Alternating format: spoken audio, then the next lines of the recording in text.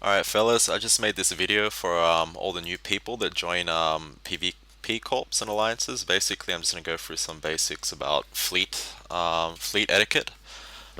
So things like your broadcast menu and anchors and all this kind of crap and weapons. Anyway, first things first, local tab. If you're writing or if you're scouting and you want to see who's in system, what's in system, that sort of thing, you should really have your local tab stretched out all the way like this so you can see as many as you can possibly see in one screening. Anyway, that out of the way. When the actual battle happens, what I normally do is I normally close this local tab, yeah, and I'd be opening up my fleet chat menu and my fleet menu. So you have two tabs here.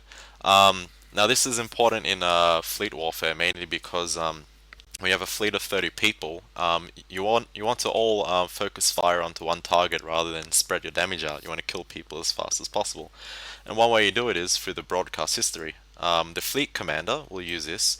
Basically, what the fleet commander will do is he will broadcast the target like so.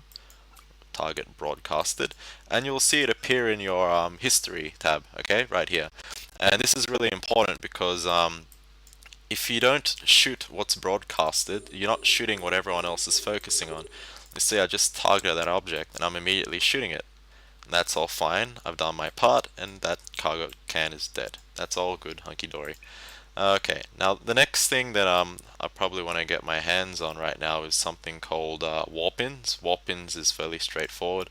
Basically, there might be a situation where we're trying to get in a position where we can conveniently warp in to a certain range of the enemy and then just immediately fight. Sometimes their range is too much and we can't out DPS them from their range. Sometimes we need a cloaky stealth bomber to go right next to them and let us swap to that cloaky bomber. And basically, one way this happens is, let's say this little character over here in the distance is that warp in point, and he's just gotten into a strategic position.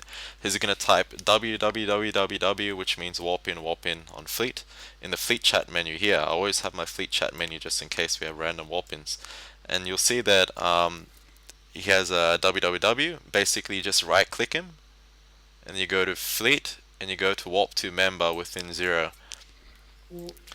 Basically your character will just start to warp with that character. Yeah, let me just get in there and then I'm going to show you anchors next and then I'm going to end this video. I'm going to make more stuff later on though. Yeah, anyway, so I just warped into my warp in guy, so I'm in a strategic position, let's say. Well, not really, this is just a demonstration.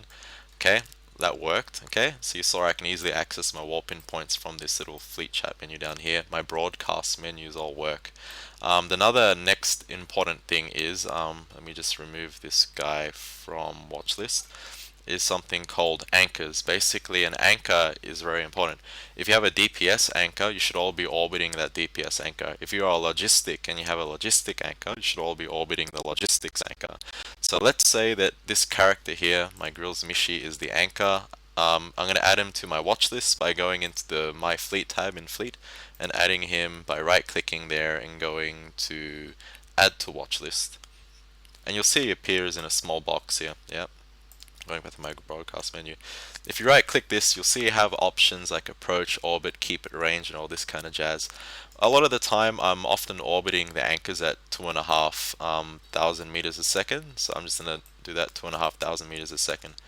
Basically, when you warp into an enemy fleet and you have an anchor, you always orbit him, okay? Because basically, if you're not orbiting him, you're flying in a random direction, which is bad, and you're not moving, okay? You need transversal to help dodge projectiles and lasers and all that kind of stuff. This is really important.